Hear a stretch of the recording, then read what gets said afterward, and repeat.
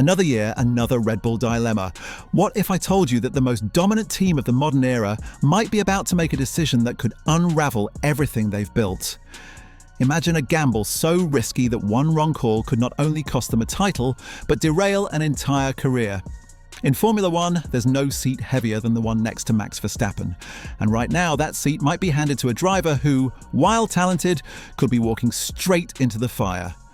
Isack Hadjar. On the surface, it sounds like the perfect fairy tale. The young French Algerian has been a revelation in 2025, finishing runner-up in F2, showing flashes of brilliance in F1 and even scoring a podium at the Dutch Grand Prix after a stunning qualifying performance. Red Bull loves promoting from within. It fits their brand, their image, their identity as talent makers. But here's the problem. The Red Bull seat isn't just another step up the ladder. It's the highest pressure job in motorsport, one that's already chewed up and spat out Gasly, Albon and Pérez. So here's the question. Is Hadjar truly ready, or is Red Bull about to repeat history? Smash that like button. You know the drill. And let's dig into why this 2026 gamble could backfire badly. Hadjar's rise has been fast. Too fast, perhaps. He's only just finished his first full F1 season with the junior Red Bull team, and while he's outperformed expectations, he's still learning. His boss, Peter Bayer, admitted publicly that Hadjar needs more time to grow.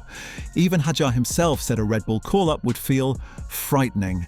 Yet, the temptation is clear. The 2026 regulations will completely reset the grid. For Red Bull, it's the perfect chance to start fresh with a new talent.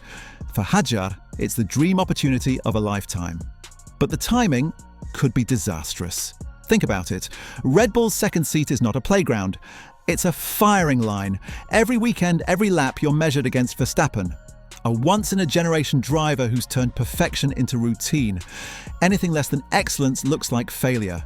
That's not a normal workplace. That's survival. Just ask Gasly. Ask Albon. Both were outstanding young drivers. Both were broken by the pressure. Now imagine Hadjar, barely a year into F1, being thrown into that exact same cauldron. And let's not pretend the Red Bull car is easy to handle. It's a beast that's been evolved around Max's style. A front-loaded, aggressive machine that demands complete confidence on entry. Every driver who sat in that second seat has struggled to adapt to it.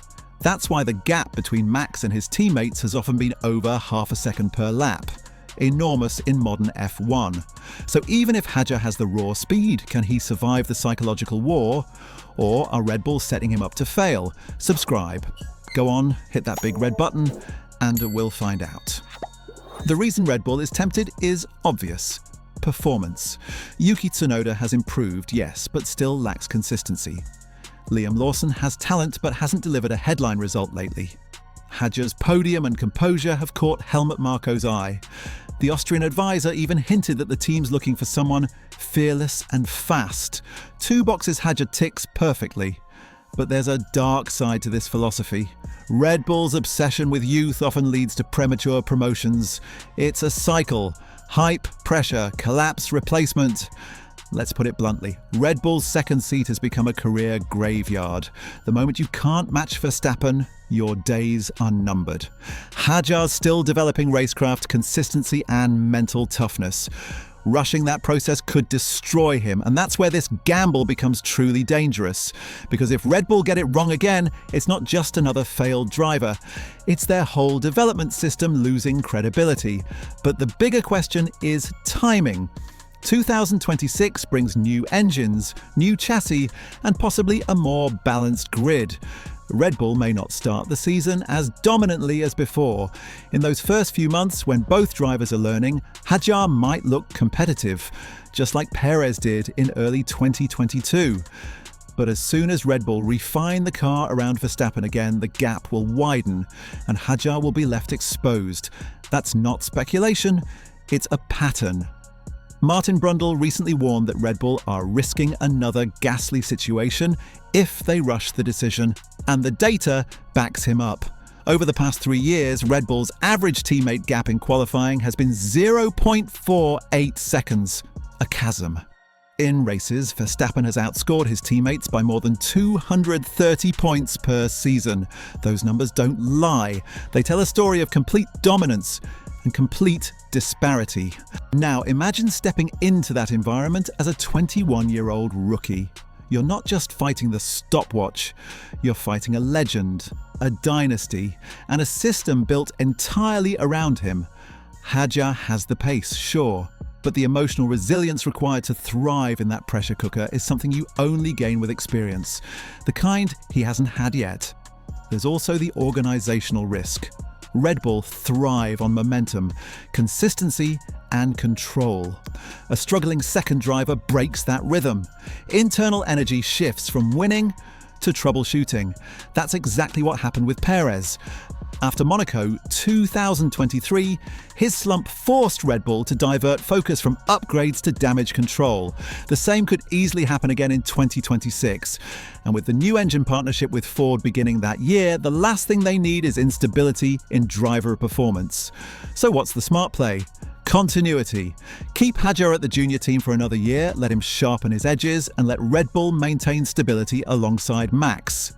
Then, once Hadjar's ready, mentally and technically, promote him into a car built with the new regulations fully understood. That would turn a gamble into a strategy. Because make no mistake, this isn't just about Hadjar's career, it's about Red Bull's identity. Do they remain ruthless risk-takers or evolve into a team that values precision over spectacle? For years, Red Bull's strength has been their confidence. But sometimes confidence becomes overconfidence. And if they get this wrong, 2026 could mark the end of their dominance, not the start of a new era. So what do you think? Should Red Bull promote Hadjar now or hold him back another year? Comment your take in 4 words. Go on, make it interesting. And if you're still here, like the video. It helps more than you think.